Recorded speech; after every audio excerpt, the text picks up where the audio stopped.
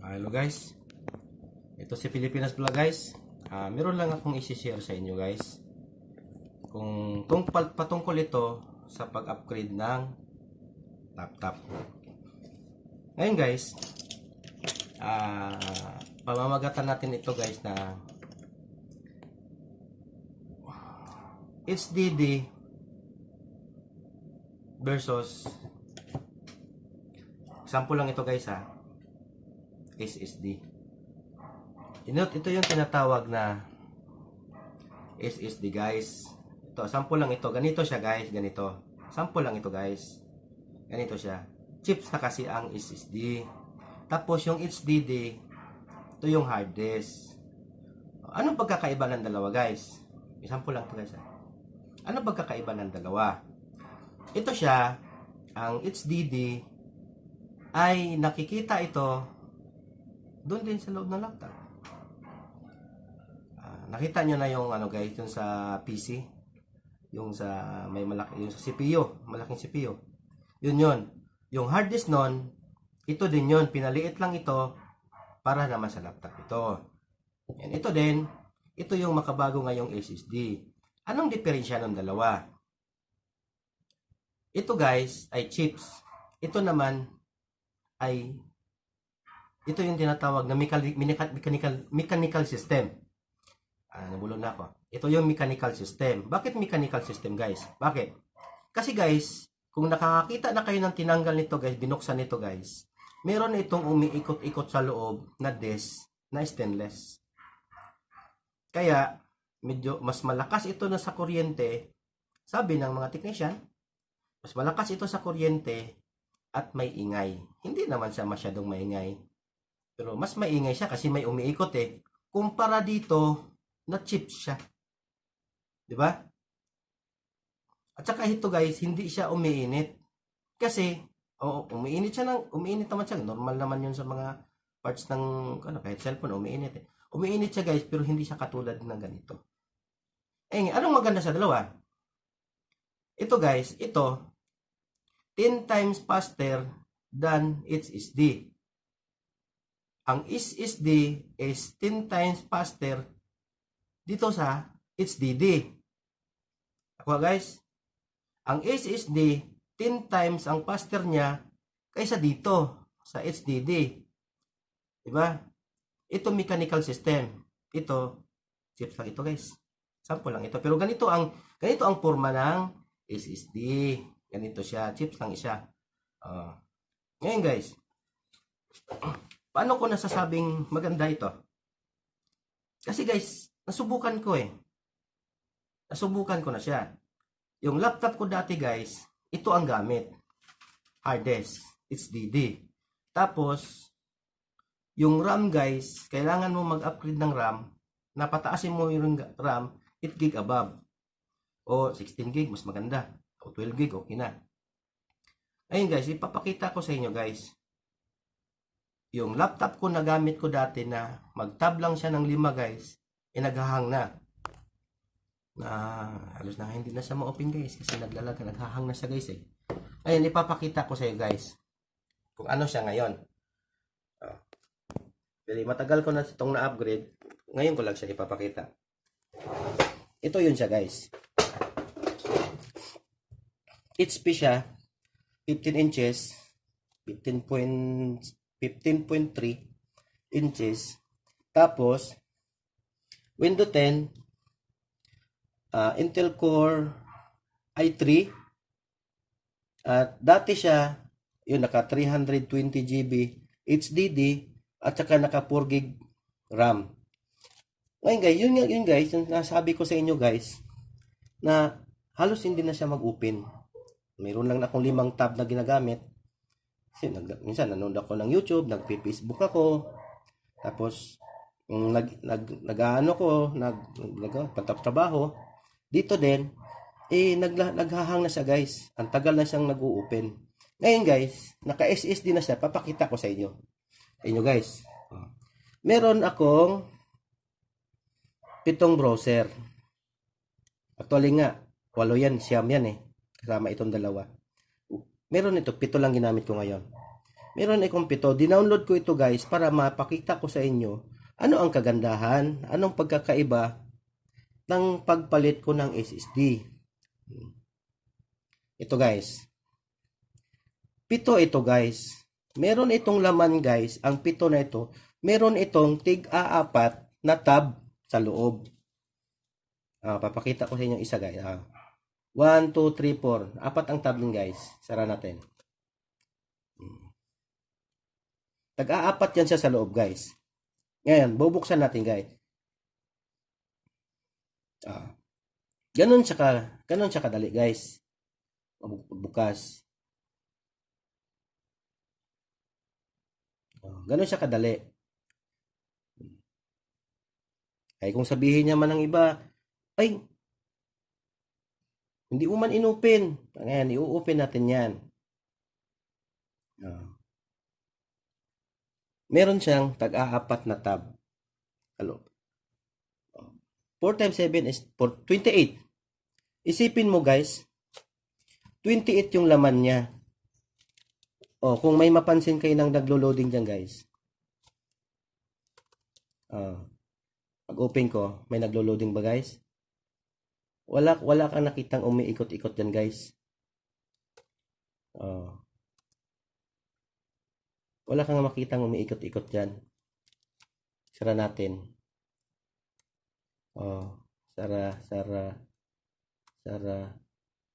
Sarado.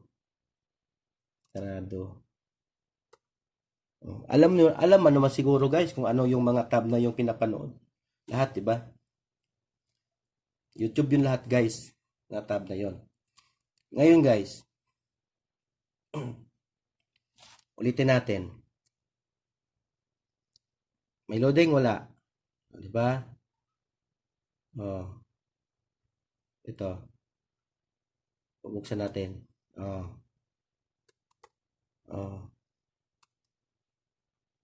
Walang picture. Ayun. Yun.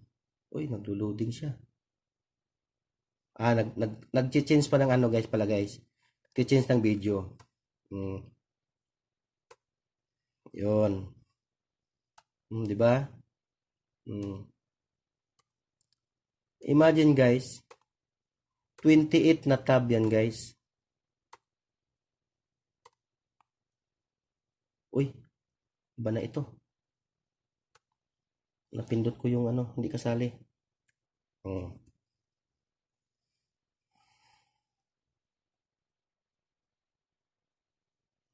Pindot yung hindi kasali. Sorry.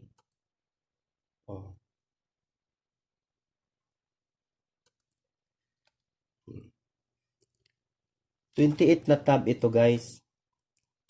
Imagine mo guys, 28 na tab. Ganyan ang performance niya guys. Yan, 28 na tab. Ulitin natin guys. 1, 2. Medyo malabo guys kasi guys, hininaan ko yung resolution niya. 3, 4, 5, 6, 7. 7 siya guys.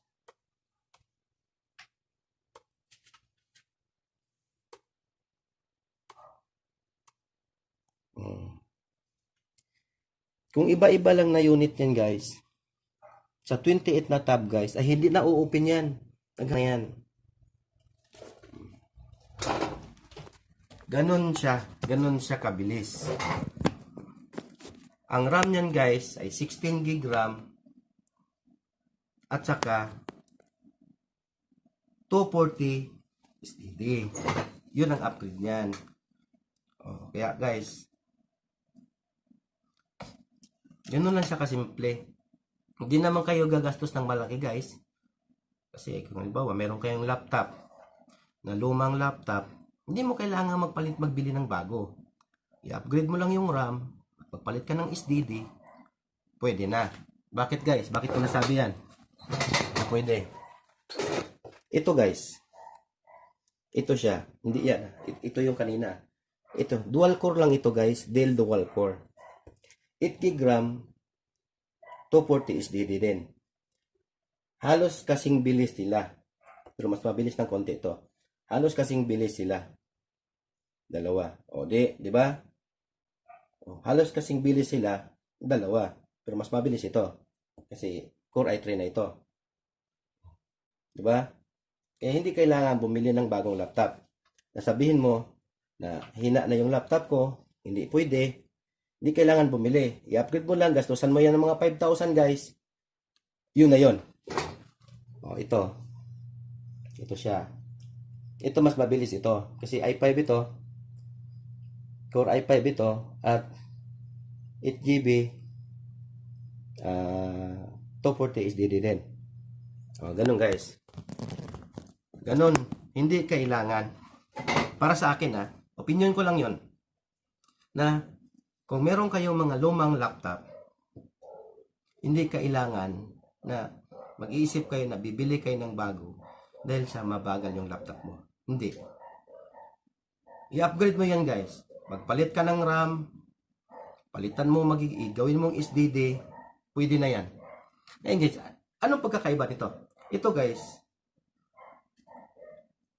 ang HDD pala guys, ay maganda sa filing. Lalo na, nabawa, 500 SSD, 1000 SSD, terabytes, yun na yun. Terabytes, maganda siya sa filing kasi nga maraming mailalaman. Pero guys, yung performance ng laptop mo guys, kung gusto mong mabilis,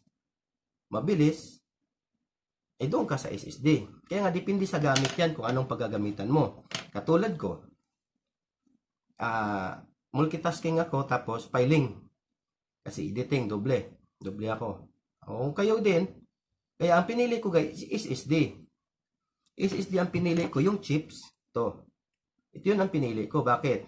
Kasi guys, kung ginamit ko na ito, mabilis na yung laptop ko, ginagawa ko ito, na external hard disk. May nabibili guys sa mga dyan bintahan ng ng mga parts ng computer, ng housing nito at connector nito para magiging gawin mong USB. Dito mo ngayon ipa-files yung games, lahat ng mga mabibigat na files mo. Dito mo sa hard disk ngayon gagawin. Ito ang gagamitin mo. Yung HDD ang gagamitin mong pang files. Yung SSD mo, pwede din naman mag-file sa SSD guys. Kaso lang, wag mong punuin. Pero mga kalahati siguro kasi, alam mo naman guys, pag napuno yung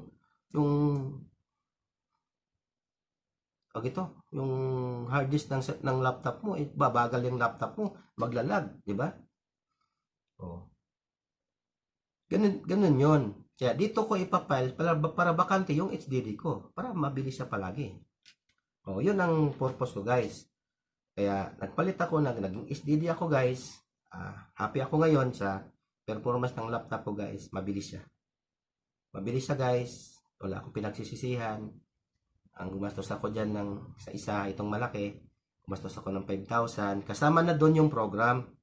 Kasama na doon yung SSD at saka yung RAM. 5,000 guys. Siguro medyo may kamahalan din para sa akin, medyo malaki yon. Kaya at least naman guys, hindi ko kailangan bumili ng bagong unit. Bagong unit is yung ganito ang specs ng pagbagong unit, nasa halagang 30,000 na 40,000 ganon. Hindi ko kailangan bumili ng ganong kamahal. Yung luma guys, in-upgrade ko lang. Kaya wala naman akong masasabi guys, mabilis siya guys. Nakita nyo naman, 28 tab ang gamit ko ngayon. Gumagana siya guys. Nagpi-playing siya. 28 yun guys. Pero yun mo gaano kadami yun guys. Maraming salamat guys. Sana may natututunan kayo sa aking na-share sa inyo. Kasi hindi ko naman to i-share sa inyo guys kung hindi ko nasubukan. Nasubukan ko kasi guys. Nakita ko, napatunayan ko na maganda. Kaya isi-share ko din sa inyo. Para naman, hindi kayo gagastos ng malaki, hindi kayo mag-iisip ng bumili ng panibagong unit, panibagong laptop, para maganda yung magamit nyo. Maganda yung bago. Pero kung sa performance lang man ang hanapin mo, upgrade lang ng ganong specs. Dalawa lang guys, RAM at saka SSD. Wala nang iba guys. Yun lang. Ito yung RAM guys. 4 gig, 4 gig, 4 gig. Ito yung pinantatanggal ko dito guys. Okay, kung magka-problema, di tanggalin ko. Palit ko ulit to. Kasi madali lang magkabit ng RAM guys. Para ka lang nagkakabit ng SD card sa cellphone. Mabilis lang. Kaya, spare ko ito. Kung magka-problema man, papalitan. Ito naman, magagamit ko din, gawin kong external files. Okay, maraming salamat guys. At sana meron kayo napupulot na magandang aral dito sa aking na-share. Thank you. Ay guys, sorry guys, may nakakalimutan ako. Sa susunod ko palang video guys, abangan nyo to guys ha. Tuturuan ko kayo guys paano mag-backlash ng laptop na kumpleto pa ang pisa. Pero pagbalik mo, sobra na. Abangan nyo yan guys, tuturuan ko kayo niyan.